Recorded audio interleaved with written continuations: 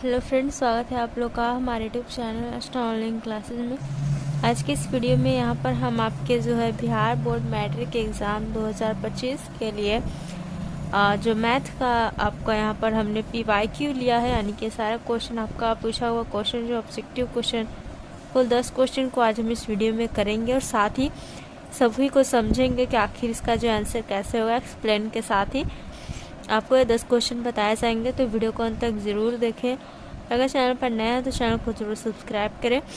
ये जो आपके सारे क्वेश्चन है आपके जो है 2013 की जो परीक्षा हुई थी उसमें जो सी यहाँ पर यानी कि जो कंपार्टमेंटल हुई थी उसके दौरान पूछा गया है, क्योंकि इन सभी से क्वेश्चन आपके जो एग्ज़ाम में पूछे जाते हैं एकदम जस्ट ऐसे ही क्वेश्चन आते हैं। तो चलिए स्टार्ट करते हैं आज का वीडियो।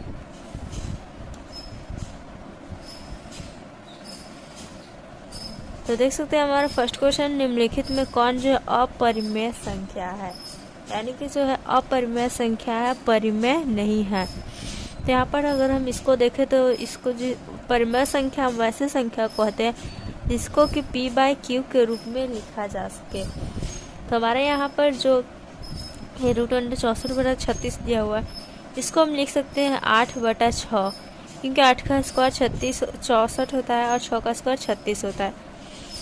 नेक्स्ट √81 हमारा क्या हो जाता है, 9 हो जाता है। और यहाँ पर देख सकते हैं √49/9 है, तो 749 और ये जो √25 नहीं, यहाँ पर देख सकते हैं बीच में √2.5 है, तो यह हमारा एक अपरिमेय संख्या होगा जिसे कि हम P/Q के रूप में यहाँ पर नहीं लिख सकते हैं।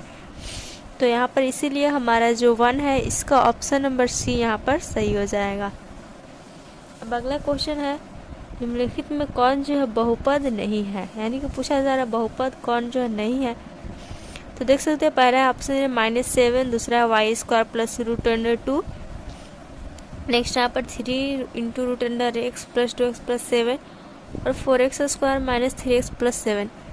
तो कौन एक जो है बहुपद नहीं है, तो यहाँ पर जो √x यहाँ पर दिया हुआ है ये आपका इस प्रकार से बहुपद नहीं होता है, तो 2 का ऑप्शन नंबर C यहाँ पर सही हो जाएगा। अब नेक्स्ट क्वेश्चन यहाँ पर, यदि बहुपद P(x) = x² minus 2x plus 5 के शून्यक अल्फा बीटा हो तो अल्फा बीटा का मान क्या होगा, यानी कि इसके शून्यक अल्फा बीटा यहाँ पर दिया हुआ है, तो अल्फा इंटू बीटा का मान यहाँ पर पूछा जा रहा है। तो आपको बता दें कि अल्फा इंटू बीटा = हो जाता है C/A। तो ये हमारा जो मान दिया रहता है बहुपद का उसमें A होता है, B और C हो जाता है। C का मान हमारा 5 है और 1 यहाँ पर कुछ नहीं है तो 1 है, यहाँ पर = 5 हो जाएगा। तो 3 का ऑप्शन नंबर A जो है सही हो जाएगा। अगर आपसे पूछा जाता है यहाँ पर A इंटू भी दिया हुआ है, यदि अल्फ़ा इंटू बीटा दिया हुआ है, अल्फ़ा प्लस बीटा यहाँ पर दिया रहता तो अल्फ़ा प्लस बीटा = हो जाता है -B/A। ठीक है, तो इसका मान यहाँ पर 2 हो जाता।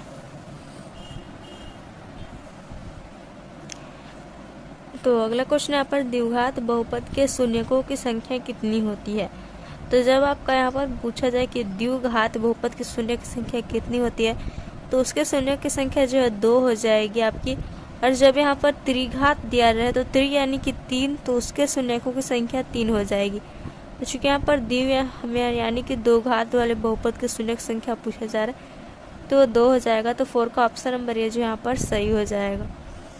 अब अगला क्वेश्चन है, बाह्यतः स्पर्श करने वाले 2 वृत्तों के उभयनिष्ठ स्पर्श रेखाओं की संख्या कितनी होती है, यानी कि बाहर से स्पर्श करने वाले जो 2 वृत्त के उभयनिष्ठ स्पर्श रेखाओं की संख्या की यहाँ पर बात की जा रही है, तो वो हो जाती है आपकी 3। यहाँ पर जो 2 वृत्त होते हैं इसको उभयनिष्ठ स्पर्श करने वाले जो रेखाओं की संख्या की बात की जा रही है, तो यहाँ पर 3 रेखाएं हो जाएगी। तो 5 का ऑप्शन नंबर जो है यहाँ पर C है वह सही हो जाएगा।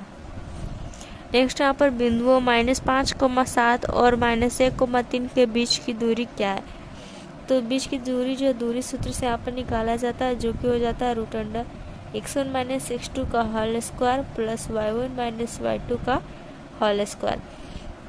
तो यहाँ पर हमारे x1 है, ये y1 है, ये x2 है और ये y2 है। तो यहाँ पर कैसे हो जाएगा, x1 में से हम जो x2 को घटाएंगे तो -5 - 1 +1 हो जाएगा, तो -4 बचेगा। -4 का स्क्वायर हो जाएगा आपका 16 प्लस में y1 माइनस y2 है, तो 7 में से 3 घटाएंगे तो 4, 4 का 16 हो जाएगा। 16 16 रूट अंडर 32 हो जाएगा। इसको हम जैसे कि लिख सकते हैं, रूट अंडर 32 को हम लिख सकते हैं 16 गुना 2, तो 4 का 16 हो जाता है। 4 रूट 2 इसका आंसर हो जाएगा। तो 6 का ऑप्शन नंबर सी जो है आपका सही हो जाएगा। अब अगला क्वेश्चन है, यदि किसी वृत्त की त्रिज्या दोगुनी कर दी जाए तो पुराने और नए वृत्त के क्षेत्रफल का अनुपात क्या हो जाएगा। देखिए, अगर वृत्त के क्षेत्रफल की बात करें तो वो हो जाता है पाई आर स्क्वायर।